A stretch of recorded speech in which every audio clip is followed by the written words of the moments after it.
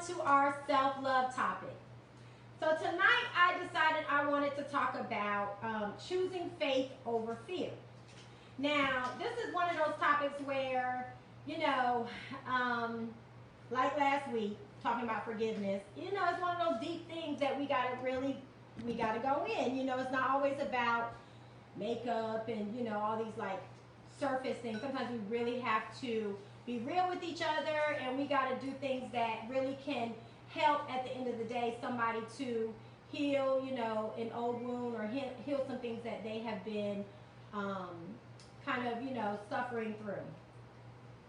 So I wanted to speak about choosing faith over fear tonight because this is another deep subject that I believe could really change your life.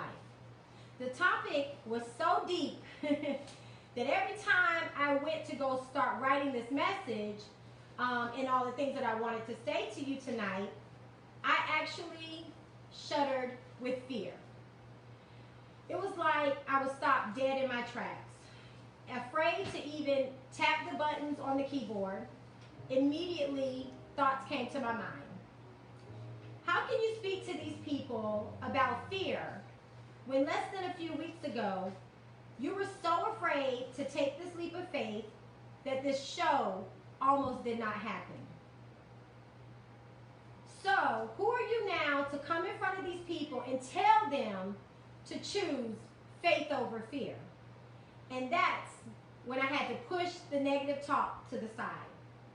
And I said, I am the person that actually took the leap of faith and put myself out there, and I am the only one that can tell my own story. But I will be honest with you all. There is not a day that goes by that fear does not creep into my thoughts, especially with putting myself into this unfamiliar space where I'm most uncertain of what the outcome will be. So thoughts constantly spin in my head. Will they like you? Will they like your show? Will the show content be good enough? Will people think that you're knowledgeable enough in the areas that you are speaking on? And the biggest taunt is, who do you think you are that people will actually want to watch you? Me questioning myself is fear showing up as negative self-talk. So then I have to become intentional with switching to positive self-motivation, like we talked about in previous shows. I begin to affirm myself. Instead of saying, who am I to do this? I say, who am I not to do this? I am overqualified to speak about makeup and beauty. I've been a makeup artist and in the beauty industry for over 17 years. And then as far as giving self-care ideas and speaking on self-love topics, as a person that did not love myself enough to care about myself for almost all of my life, in the last 3 years alone, I have worked so deeply with those areas and have changed old patterns and have rewritten old stories that I had been telling myself for years. So through self-care and self-discovery, I learned to love myself, and now I want to share what I have learned with all of you. For that, I am beyond qualified. That I have to remember, God does not call the qualified. He qualifies the called. So as the days counted down to my premiere show on, Facebook Live, every time a piece of equipment got delivered to my doorstep, I would feel like knots forming in my stomach. My heart would start racing. Then a few days before the show was scheduled to air, this big old thing showed up on you see that thing back there? That thing right there showed up on my doorstep in a box, in a little skinny box. And as we rolled that thing out and my son stood there and we watched this lifelike figure grow and grow, 300 times my size or whatever, this thing gets really a lot higher than that. I felt a knot form in my throat. and I could not swallow. My boys, my sons, they just left out of the room. They were like, okay, whatever's going on with her. And I just stood there looking at this thing. And I was like, holy bleed. What are you doing? Like, this is crazy. So I sent a picture of this thing sitting in the middle of my living room. We had it stretched all the way to the top. And I sent a picture to some of my friends and with only the caption, WTF. Oh my God, this is happening. So, I just want to be honest. I have been scared through this whole process. During this time, my circle of my closest friends kept calling and checking on me like as the days counted down to the premiere. They know me deeply, so they know my insecurities. They knew that this was a big, big step for me. One of my friends texted me the day before my premiere show was supposed to air, and she said, "How do you feel?" I responded, "Scared to death." Do you know what her response was to me? She responded back with this text, as simple as it was. She said, "If your dreams don't scare you, they're not big enough." Every time my nerves would start to rattle me, I would post another flyer or send out another invite on social media. I know you guys were probably tired of me sending stuff like constantly, day in and day out, especially up to the premiere show. But I had to do something with my actions that showed I chose faith over fear. So every time I got that fear in me, I sent something else out. Every time I felt something welling up in me saying, "You're not good enough, you're not this, you're not that," I'd send something else out. I post something else. I post something else. I was constantly doing it till my friends was like, "Girl, you are going in." But they didn't know I was doing this because I was creating this monumental thing in me that said, every time fear you show up, I'm going to show you what my faith will do. I'm going to show you every time that I'm going to post something just to put you back in your space. Just go on right back over there in that corner because you're not welcome here. Fear is false evidence appearing real. I knew my old thought patterns were starting to return. I felt them coming to the surface. Unworthy, not good enough, excluded, unloved. Old stories that I had been telling myself for years, but I was intentionally rewriting them every single day. And in doing so, I was choosing faith over fear. I am choosing to walk by faith and not by sight. I rewatched the first show, and the whole time through the first show, I know people didn't even know what was going on, but the whole time through the first show, I had this nervous laugh. I just kept having this nervous laugh. I would look at Alfred and I would have this nervous laugh. But the entire time of that nervous laugh, I knew what I was thinking. I cannot believe you're doing this. This is so funny, Reagan. I cannot believe you're doing this. But this is happening. People are like, "You look like a natural." You do, and I'm like, I'm scared most days out of my mind, but you know what? It's going to be okay. But I want to tell you guys one of my favorite Bible scriptures, which I mentioned this one before. This is also my son Jabril's favorite scripture, and one that I love, I cling to so wholeheartedly. 2 Timothy 1:7, it says, "For God hath not given us the spirit of fear, but of power and of love and of a sound mind." And I was careful to read the King James Version because I love the way it keeps the word fear in there. Some of the other versions say, God does not make us timid, or, He doesn't make us timid acting and things like that. But I like that the King James version says He does not has not given us the spirit of fear, and of power, and of love, and of a sound mind. And I like the sound mind part because it shows you how you have power over your thoughts. You have power. You have the ability to change your thoughts. So when fear starts to creep in and, starts to just, and it can show up in different ways. It can show up in, telling you you're not worthy. It can show up in different ways. When that happens, you know that you have faith. And you know that you have a God, and that is not of God. That is not of your God. So you push that thing right back to where it came from. And let me let me tell you guys a quick little story. So one of our viewers, she was on just now, but I think during the issue with the, the internet, I think maybe she popped off. So I'm not sure if she's still here or not, but I hope she is. She's one of our viewers. She's been watching since the first show. She has been so amazing. So I just happened to, she's actually one of my mother's friends.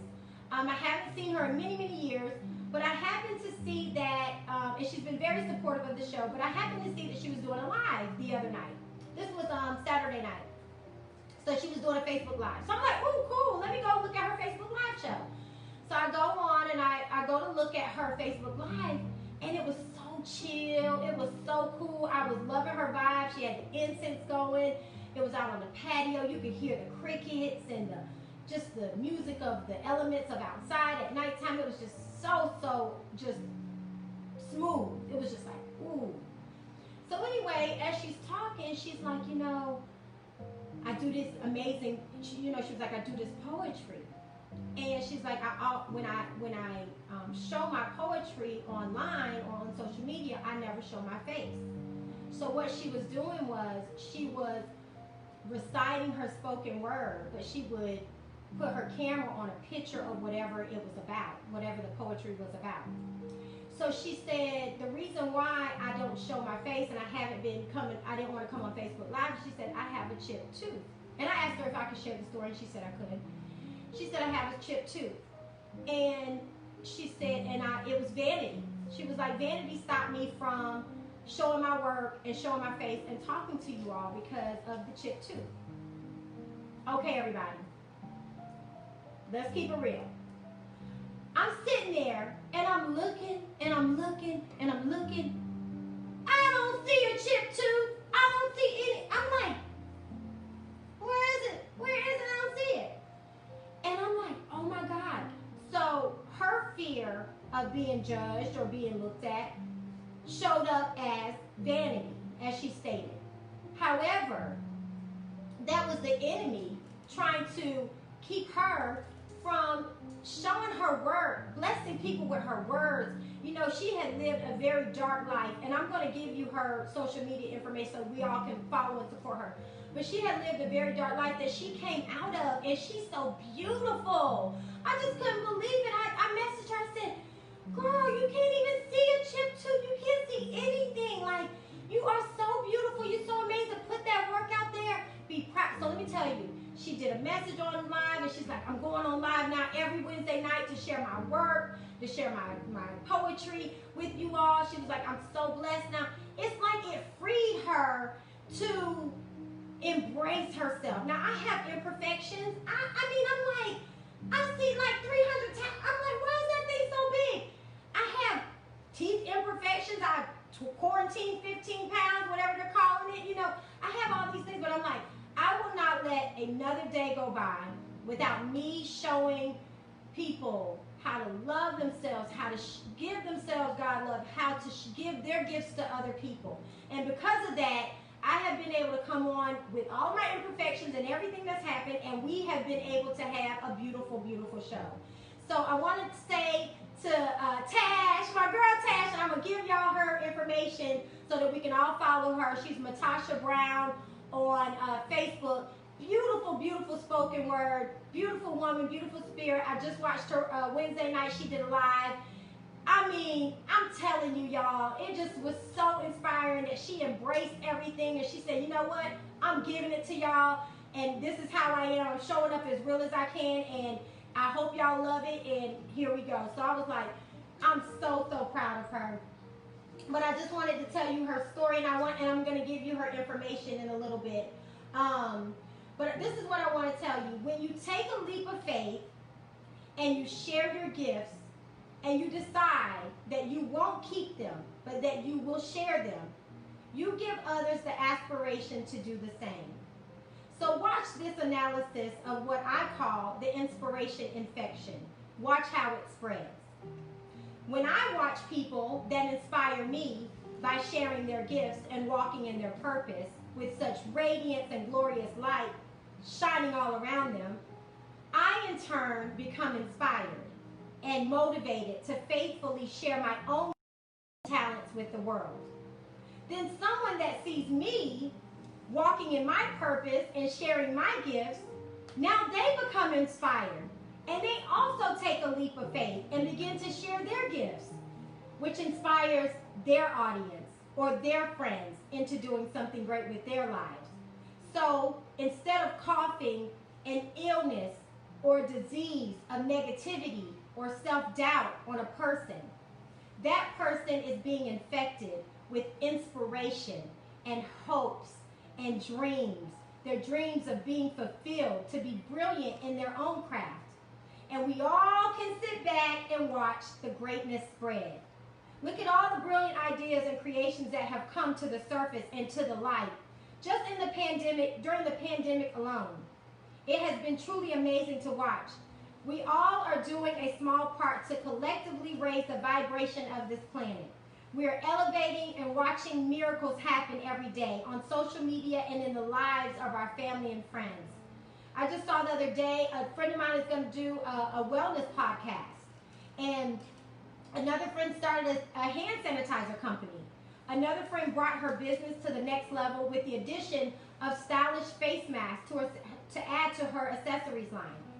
Another friend created wellness elixirs and supplements. And I'm just like, this is so amazing. So now do you see how infectious inspiration can be? So many beautiful things are happening all around us. I want to share this passage with you, and then I'm going to conclude. This is taken from Marianne Williamson from her 1992 self-help book, Return to Love. And it's known as Our Deepest Fear quote. It says, "Our deepest fear is not that we are inadequate. Our deepest fear is that we are powerful beyond measure. It is our light, not our darkness that most frightens us.